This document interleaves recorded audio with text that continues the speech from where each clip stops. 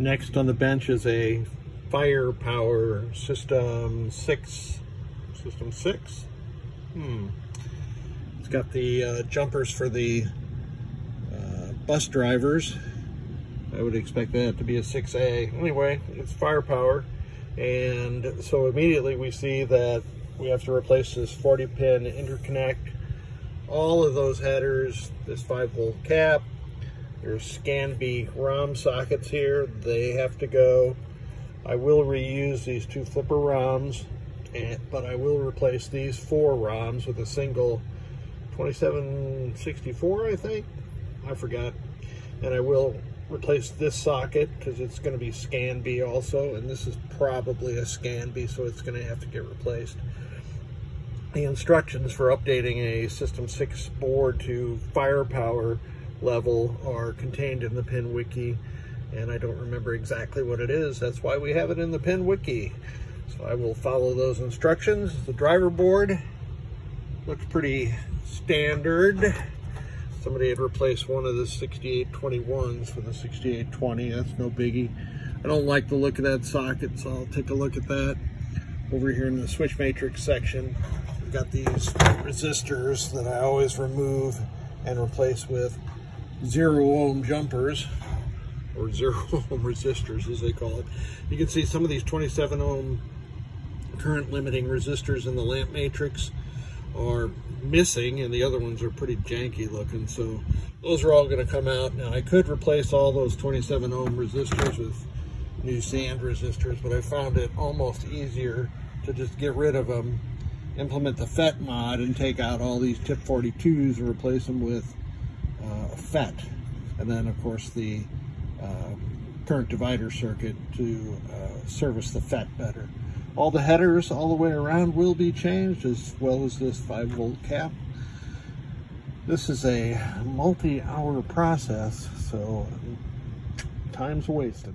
Today we have a FirePower System 6 MPU that fella bought a FirePower game and he never even turned the game on because he was concerned about the condition of various things in the game. So he sent me these boards for rehabilitation, and I have done so. I have replaced all the headers on the MPU board, the 5-volt power input capacitor. I've added a CR2032 memory backup coin cell.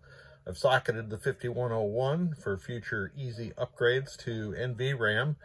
I have removed all the ScanB sockets and replaced them with quality dual wipe sockets, and that includes the flipper ROM 1.2 and the new IC14, which is a 2732 with all the FirePower code on it, and then the 6810 socket also.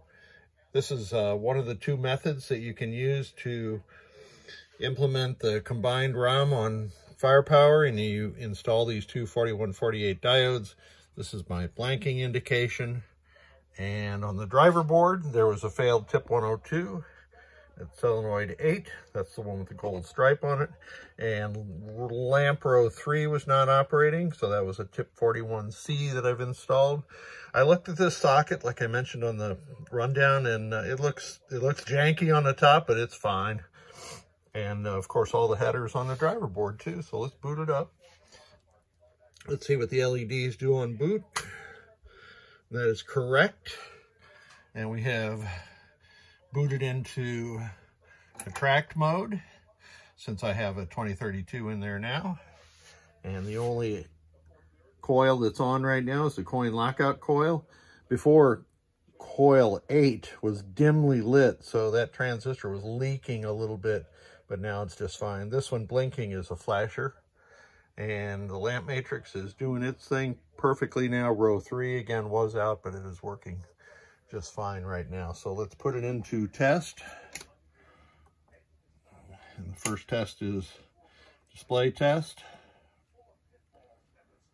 And I'm using Victor's system, Williams system 3 through 9 master test board. I really love having this on the bench. Saves me from having to have high voltage turned on. And the next test is lamp test.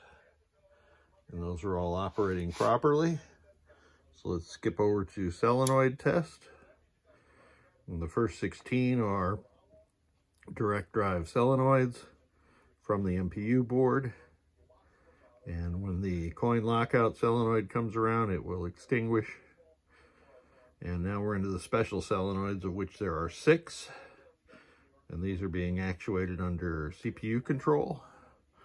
I have my test rig set up so I can actuate those under switch control. All I got to do is ground those switches, and I hadn't connected this ground back up since I put the board back on the bench, and this is my doodad for grounding those. So 1, 2, 3, 4, 5, 6, and those are all your special solenoids. And the next test is switch test. It shows 0, 3 there. There are 58 switches in the FirePower switch matrix. This is column 1, showing out all the rows are working.